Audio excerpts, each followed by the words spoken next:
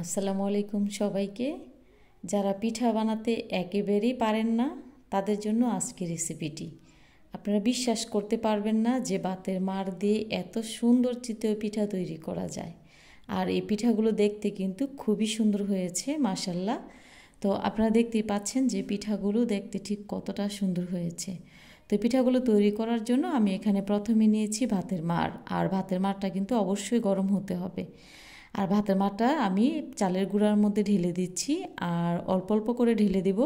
কিন্তু এরই মাঝে আমার একটি ভিডিও ডিলিট হয়ে গেছে, তো সেই কারণে আপনাদের মাঝে শেয়ার করতে পারিনি। আমি কিন্তু এই চালের গুঁড়ার সাথে আগে এই ভাতের মাড়টা খুব ভালো করে 5 মিনিট মথে নিয়েছিলাম। আর মথে নেওয়ার পর কিন্তু সম্পূর্ণ মাড় দিয়ে তারপরে এই ব্যাটারটা তৈরি করেছি। তো এখানে পরিমাণ মতো দিয়ে দিয়েছি লবণ, আর লবণটা দিয়ে আবারও নাড়াচাড়া করে মিশিয়ে নিচ্ছিলাম। ভাতের মাড়ের পরিমাণ যদি কম হয় তো সেই ক্ষেত্রে আপনারা এখানে গরম পানি অ্যাড করতে পারবেন। তো আমি খুব ভালো করে মিশিয়ে নিচ্ছি যেন লবণটা খুব ভালোভাবে গলে যায়, আর রেস্টে রেখে দিয়েছিলাম 10 মিনিটের জন্য। আজকে চিতই পিঠাগুলো আমি সাজের তাওয়া এই পিঠাগুলো তৈরি করব। তাই আমি সাজের তাওয়াটা আগে গরম করে নিয়েছি খুব ভালো করে। আর গরম করে নিয়ে নেওয়ার পর এখানে আমি রেগুলার রান্নার তেলটা দিয়েছি, আর তেলগুলোকে খুব ভালোভাবে ব্রাশ করে নিতে হবে। আর আপনাদের কাছে যদি নতুন সাজের তাওয়া থাকে তো সেই ক্ষেত্রে ওই তাওয়াটা খুব ভালো করে গরম করে নেবেন।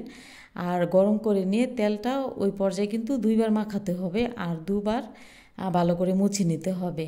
তো আমার সাজের তাওয়াটা যেহেতু এখন একটু পুরনো হয়ে গেছে, তাই আমি একবার তেলটা একটু ভালো করে ব্রাশ করে নিয়েছি।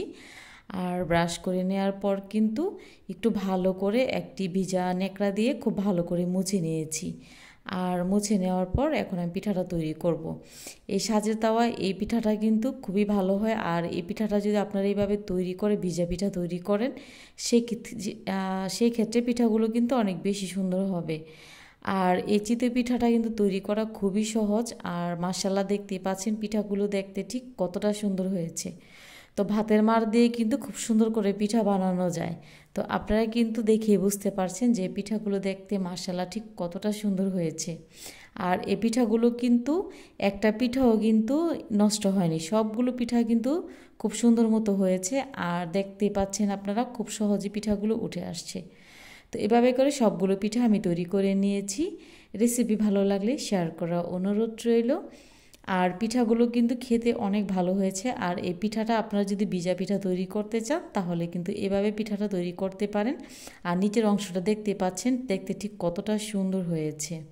তো এই পিঠাগুলো দেখতে যেমন সুন্দর, খেতেও কিন্তু অনেকটা বেশি পছন্দ করে সবাই গরুর মাংস দিয়ে। সবাই খুব ভালো থাকবেন। আল্লাহ হাফিজ।